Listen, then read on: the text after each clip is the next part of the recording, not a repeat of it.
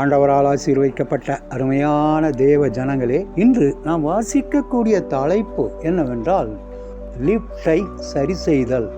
உன்னில் நீ அன்பு கூறுவது போல் பிறனிடத்திலும் அன்பு கூறுவாயாக, நான் கர்த்தர். லேவியாராமம் 19வது அதிகாரம் 18வது வசனம். சாராவுக்கு அவளுடைய மூட்டுக்கள் இடம்பெயரும் ஒரு அரிய நிலை உள்ளது. இதனால் அவள் நகர்வதற்கு மின்சார நாற்காலியை சார்ந்திருக்க வேண்டியது இருந்தது. சமீபத்தில் ஒரு கூட்டத்திற்கு செல்லும் வழியில் சாரா தன்னுடைய சக்கர நாற்காலியினால் ரயில் நிலையத்திற்கு சென்றாள். ஆனால் அங்கு லிப்ட் உடைந்திருப்பதை, அதாவது மின் தூக்கி உடைந்திருப்பதை கண்டாள். மீண்டும் நடைமேடைக்கு செல்ல வழியில்லாததால் 40 நிமிடங்கள் பிரயாண தூரத்தில் இருக்கும் மற்றொரு ரயில் நிலையத்திற்கு இந்த ரயில் நிலையத்தை விட்டுவிட்டு டாக்ஸியில் செல்ல அவளுக்கு கூறப்பட்டது.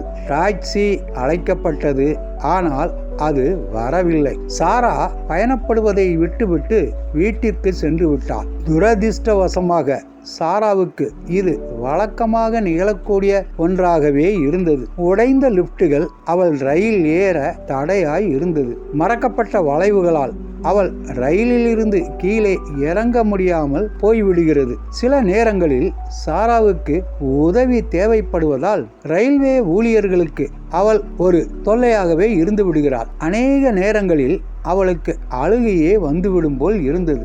மனித உறவுகளை ஆளும் அநேக வேதாகம சட்டங்களில் உன்னில் நீ அன்பு கூறுவது போல பிறனிடத்திலும் அன்பு கூறுவாயாக என்பதே பிரதானமானது. லேவியாராகமம் 19வது அதிகாரம் 18வது வசனம், ரோமர் 13வது அதிகாரம் 8லிருந்து 10 வரை. இப்படிப்பட்ட அன்பு நம்மை பொய், திருட்டு மற்றும் வஞ்சனை செய்வதிலிருந்து தடுக்கிறது மட்டுமில்லாமல் நாம் செயல்படுவதையே மாற்றி விடுகிறது. லேவியாராமம் 19வது அதிகாரம் 11வது வசனமும் 14வது வசனமும். ஊழியர்களை நியாயமான முறையில் நடத்த வேண்டும், வசனம் 13.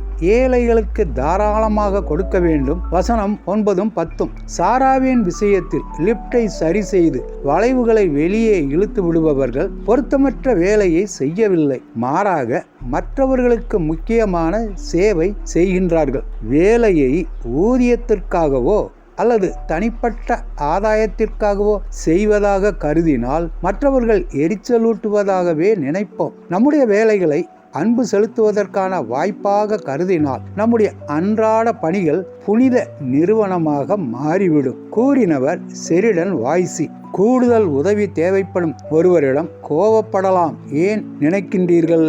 உங்கள் வேலைகளை அன்பின் கால்வாயாக எப்படி மாற்றப் போகின்றீர்கள் என்று சிந்தித்து பாருங்கள். ஆண்டவர் தாமே நம் அனைவரையும் ஆசீர்வதிப்பாராக. ஆமென்.